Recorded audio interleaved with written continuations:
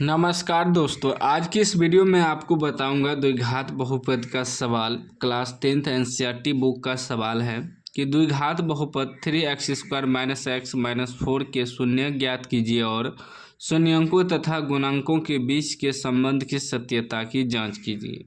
पहले शून्य ज्ञात करना है, यानी कि मूल ज्ञात करना है, यानी कि गुणनखंड करना है। x का मान जब निकल जाएगा तो सत्यता की जांच भी करना है। तो ध्यान से आपको समझना है, रिक्वेस्ट है यदि आपको सीखना है पूरा। तो समीकरण हमें दिया है 3x² - x - 4 इतना बराबर 0 लिख देंगे। अब हमें क्या करना है कि सबसे पहले शुरू वाला और लास्ट वाला को गुना करना है। गुना करके जितना गुणनफल आएगा, अब बीच वाला को इस प्रकार तोड़ना है कि यहाँ कुछ नहीं है तो एक है, तो x भी पुर जाए और गुना करने पे ये दोनों के गुणनफल के बराबर भी पुर जाए, ठीक ना। तो शुरू वाला लास्ट वाला को गुना करेंगे पहले। 3x² गुना -4 तो कितना हो जाएगा, 4 तिया 12x² माइनस लगल है माइनस। अभी बीच वाला को इस प्रकार तोड़ना है, ये दोनों कुछ नहीं करते हैं, बस एक बार गुणनफल के रूप में देख लेते हैं। अब बीच वाला को इस प्रकार तोड़ना है कि गुना करने पर ये 12x² भी पुर जाए, जोड़ या घटा करके यहाँ कुछ नहीं है तो एक है तो 1x भी पुर जाए।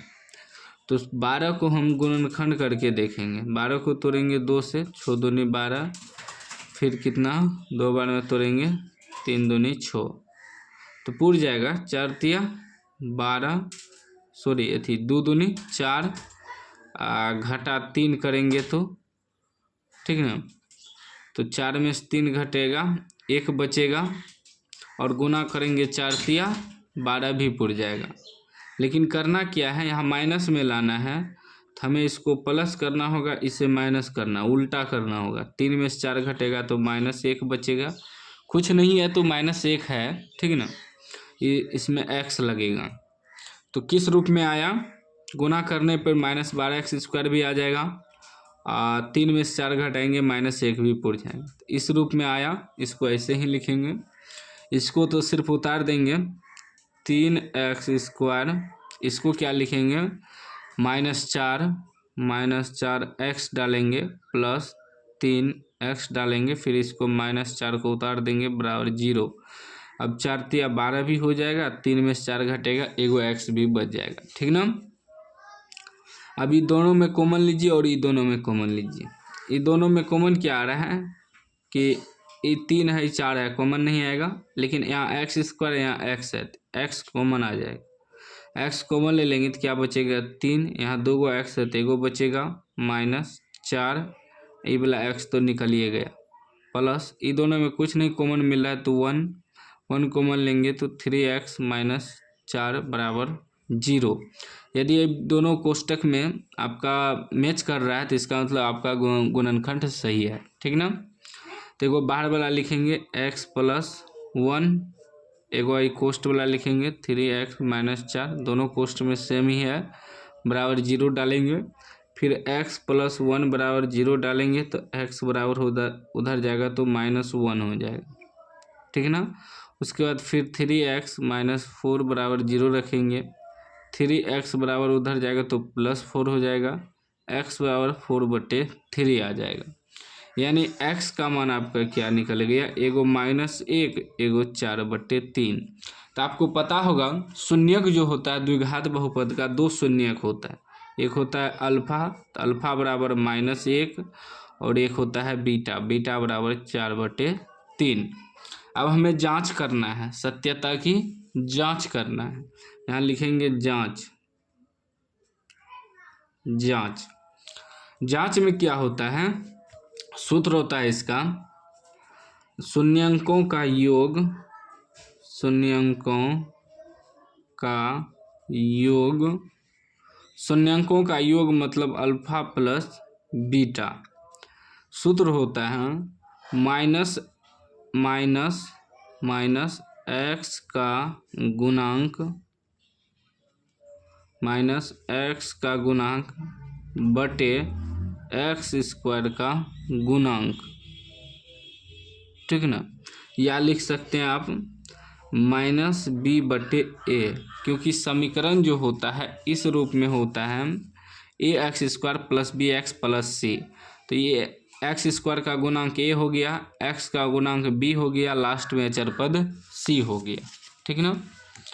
तो अब बैठाइए, तो अल्फा प्लस बीटा शून्यकों का योग, तो अल्फा प्लस बीटा क्या है, -1 है। अल्फा का मान -1 प्लस बीटा का मान 4/3 बराबर -x का गुणांक, x का गुणांक कुछ नहीं है तो -1 है, तो -1 और सूत्र में भी माइनस लगा है, तो -1/x² का गुणांक, x² का गुणांक क्या है, 3 है, तो 3 डाल देंगे। अभी देखिए यहाँ एलसीएम आ जाएगा, तो 3 एलसीएम होगा। ठीक, और 3 का 3 -3 + 4, और ये हो जाएगा -+1/3। अब देखिए 4 में से 3 घटेगा, 1/3 बराबर 1/3, दोनों बराबर हो गया। अब एक और होता है शून्यंकों का गुणनफल, शून्यंकों का गुणनफल यानी कि अल्फा × बीटा बराबर, इसका होता है अचर पद बटे x² का गुणांक, या आप लिख सकते हैं c/a। ठीक ना। तो अल्फा × बीटा, तो अल्फा का मान है -1 और बीटा का मान है 4/3।